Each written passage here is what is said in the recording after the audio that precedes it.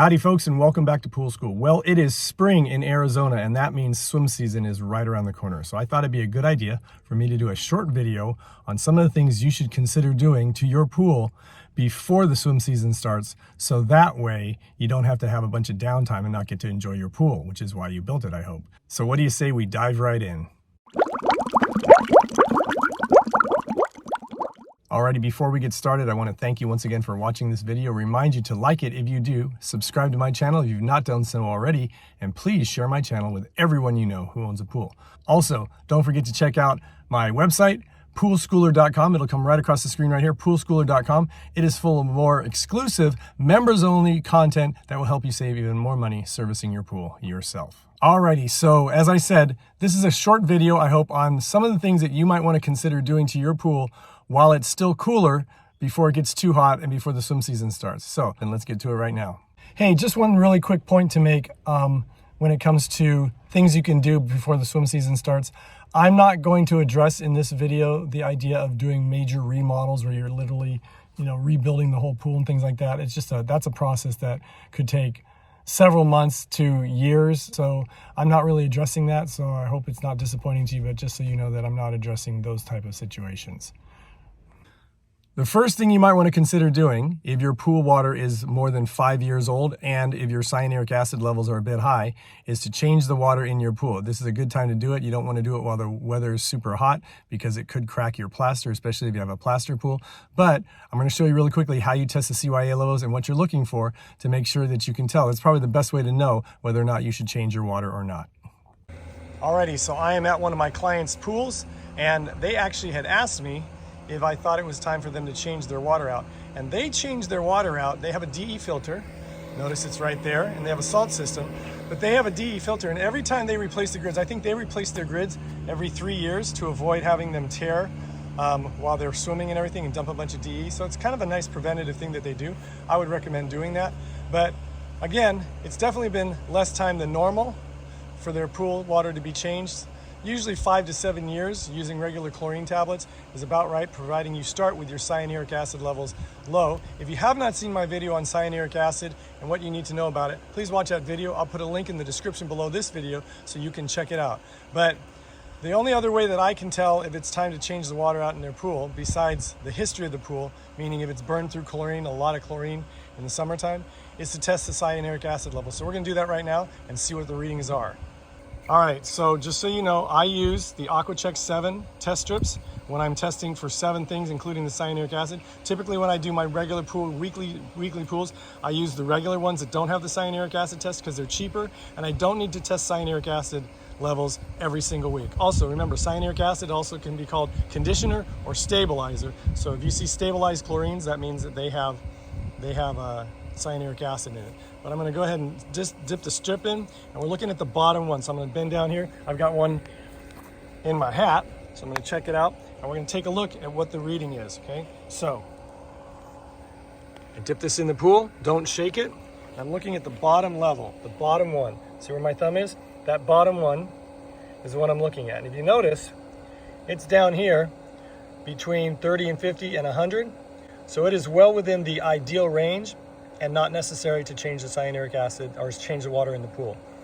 So that's how I know, one, that you don't need to change your pool water. However, should you need to change your pool water, now would be a good time to do it. Make sure you have a professional come and do that for you. I think it's a good idea to have somebody do that for you. And make sure that they include the startup chemicals in your pool. And if you do your own startup chemicals, I did a video to that, and I will put a link in the description below this video on how to do startup chemicals. One thing that's super important when you do the startup chemicals, don't overdose it with cyanuric acid or you'll be back to square one with too much CYA in your pool, and then your water will be saturated. So start at the low end, make sure you bring it to the low end, which is about 30 parts per million on the cyanuric acid or CYA. By the way, if you want a more comprehensive, detailed video on how to know when it's time to change your water, please watch the video that I put a link to in the description below this video, and I'll explain more detail how to know when it's time to change the water in your pool.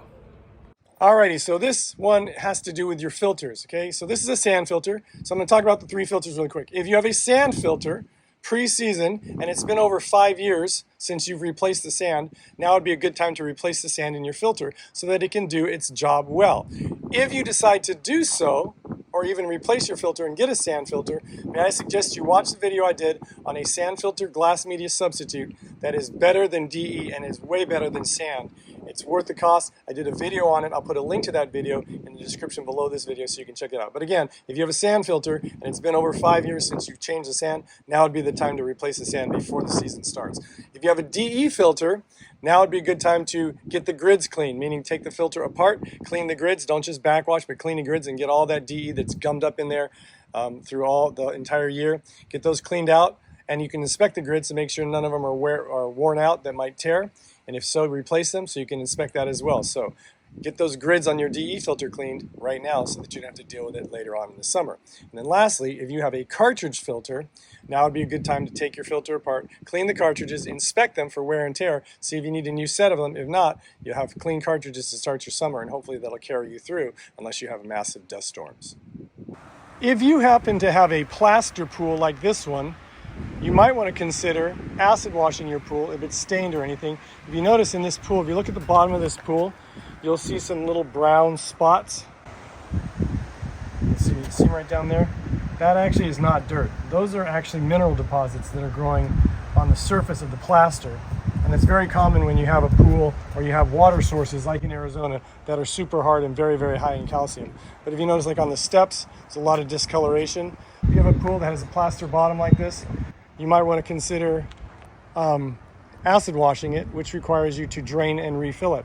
While they drain it and refill it, if you notice over there, see those little brown spots right there that look like veins or like little blobs or amoebas? They would sand those down as well. So again, if you need to drain your pool for any reason, like replacing a light or floor drain cover, something like that, this would be a good time to do it before the summer gets too hot, and then you can risk cracking your plaster. The last thing I might suggest you look into doing before the swim season starts is anything that has to do with your pool equipment. That means replacing a pump, replacing a motor, replacing a filter, doing any replumbing, replacing any types of actuators if you have a pop-up system, or doing any of valve replacements. This would be a good time to do it. Again, if your pool is going to be down for a couple days, 2-3 days at a time, even doing a full replumb would only take a couple days, even with a professional doing it. So that's something that you might want to consider doing now before the swim season starts. So that way you're not risking downtime and you're not risking having your pool turn green during the hot summer days. So there you go, folks. That is my video. Hopefully it was short enough on the things that you might want to consider doing before the swim season starts. Just keep this as a general rule of thumb. If there's anything that's going to require your pool to be down, your filter and pump to be down for 3 to 5 days or longer, probably it's a good idea to get that done now before the swim season starts, because in Arizona, I know this, a pool can be down for 2 days and it can go completely green in 2 days, even with proper chlorine and filtration. If that pool is down for 2 days, it's toast, especially in this heat. Anyway, hope it made sense. If you have any questions or comments, you can leave them in the comment section below this video, or as always, you can email me directly. My email address will come across the bottom of the screen. It is kennypoolschool@gmail.com. Once again, kennypoolschool@gmail.com. Thanks again for watching. Remember to like, subscribe, and share. Don't forget to check out my membership website, poolschooler.com. And until we meet again, remember, have fun, be safe, and always watch those children and elderly folk and pets around water. And I'll see you next time. Bye-bye.